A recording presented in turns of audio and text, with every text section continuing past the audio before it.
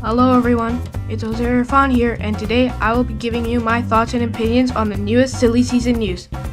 It was announced that Daniel Suarez will move to the number 41 Stewart Haas Racing Ford Mustang with sponsorship from Aric and Haas Automation. This news was announced on January 7th, 2019. Ironically, this day marks Daniel Suarez's 27th birthday. I guess this is a good birthday present for him. The driver from Monterrey, Mexico came from the NASCAR Peak Mexico Series, making 76 starts in the span of 6 years from 2009 to 2014, was able to notch 10 wins, 26 top 5s, 39 top 10s, 13 poles, 1,216 laps led, and came second in the point standings in 2013. During that span, he made one ARCA Series start, 43 K&N Pro Cup Series East starts, 3 K&N Pro Cup Series West starts, 1 Truck Series start, and 2 Xfinity Series starts. His ARCA race was a 5th place finish, and he led 39 laps during that race. His 43 starts in the K&N Pro Cup Series East stats are 3 wins, 12 top 5s, 22 top 10s, 432 laps led, and finished 3rd in the 2013 season. His 3 K&N West starts feature 1 top 5, 2 top 10s, and 7 laps led. His Truck Series start was fairly mediocre, starting 17th and finishing 15th. His 2 Xfinity starts had an average finish of 17th. Suarez would get his big chance in NASCAR when he got a full-time Xfinity ride with Joe Gibbs Racing, one of the best teams in the garage in the number 18 car. Suarez would have to perform this next season, and he did so scoring 8 top 5s, 18 top 10s, 3 poles, 83 laps led, finished 5th in the standings, and only 1 DNF in the first race of the season at Daytona.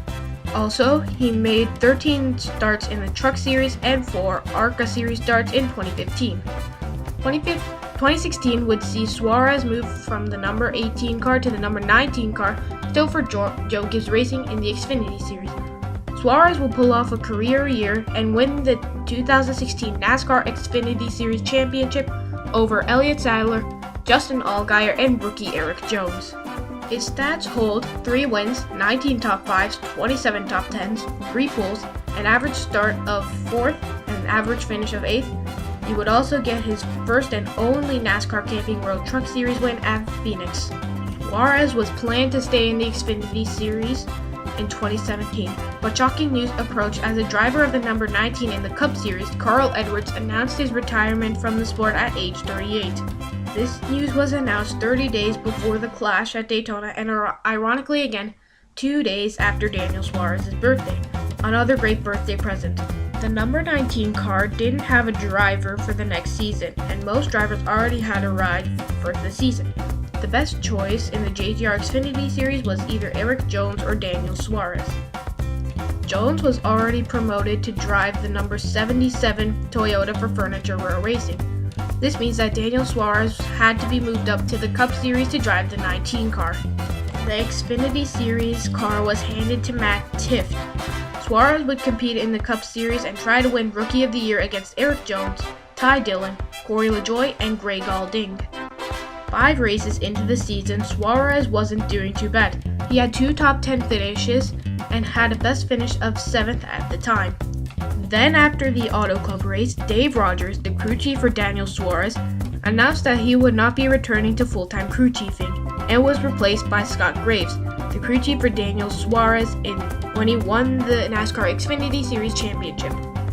This was Scott Graves' first year in the NASCAR Cup Series, so Joe Gibbs essentially paired up a rookie driver with a rookie crew chief, which normally doesn't end well. According to Daniel Suarez, the car chief and the engineers also changed on the number 19 car. We don't know if those guys were rookies or not.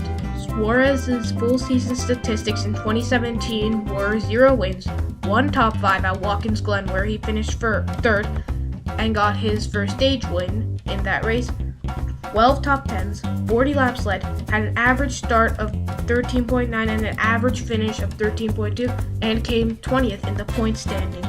Fairly mediocre for a JGR driver. The only real good thing for the 19th team that year was that they won the Most Valuable Pit Crew award, and Suarez himself won the Power Move award. But he lost the Rookie of the Year battle to Erik Jones. 2018 was arguably a down year for Suarez. The only things that improved were that he got 3 top 5s, got his first pole in the second Pocono race, and he got only 3 DNFs in the 2018 season and improved his best finish to second place at Pocono. Other than that, he still had 0 wins, 9 top 10s, 35 laps led, and finished 21st in the point standings.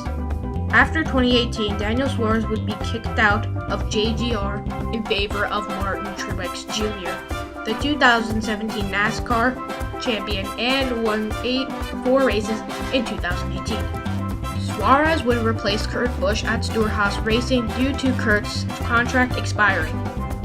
Kurt is leaving Stewart Haas to go to Chip Ganassi Racing.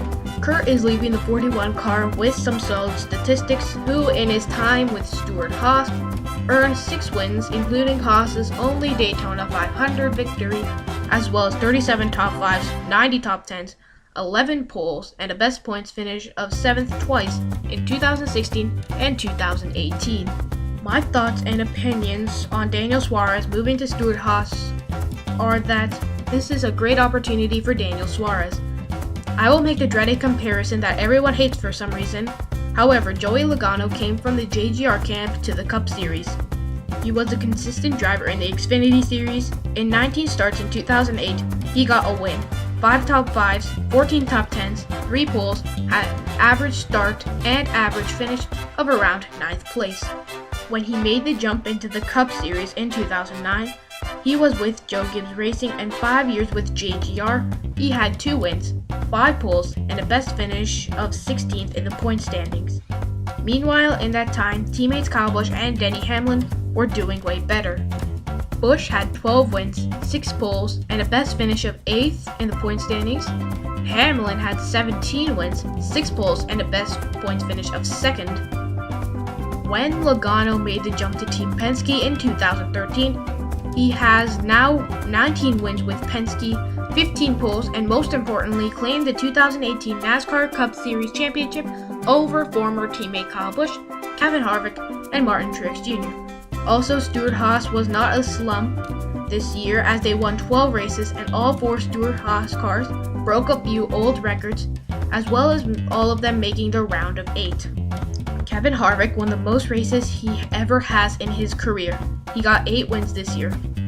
Also, got the most top 10s he's ever gotten at 29.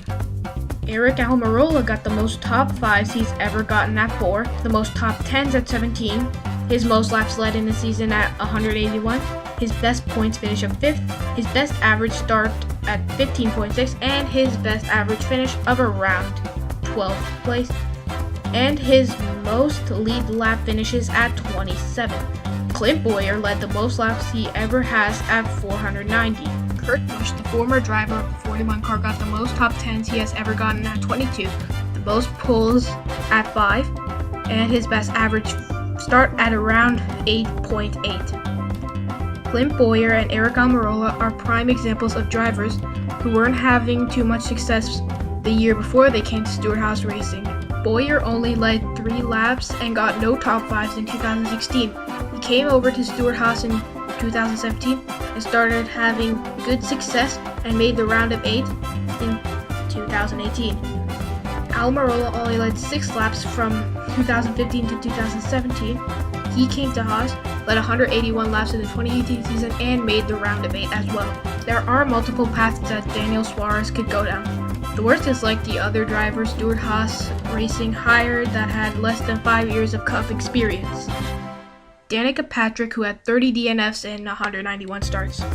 Not saying that Daniel will crash as much, but he could end up being completely mediocre like Danica. Or he could just be like 2017 and 2018 and just be completely mediocre at a good team. Maybe he could make the playoffs this year, and there's a very likely chance of that. However, I only expect a round of 12 run from Suarez. My expectations are 0 wins, 3 to 4 top 5s, 13 to 14 top 10s, 1 pole award, 90 laps led, an 8th to 12th points finish, an average start of 12, an average finish of 11th, 3 DNS, and 25 to 28 lead lap finishes. The main point is that I think that going to SHR is a great opportunity for Suarez. That will end this video. Make sure to subscribe, like, comment, hit that notification bell, share, and check out these videos. Thank you so much for watching and have a good day, everyone.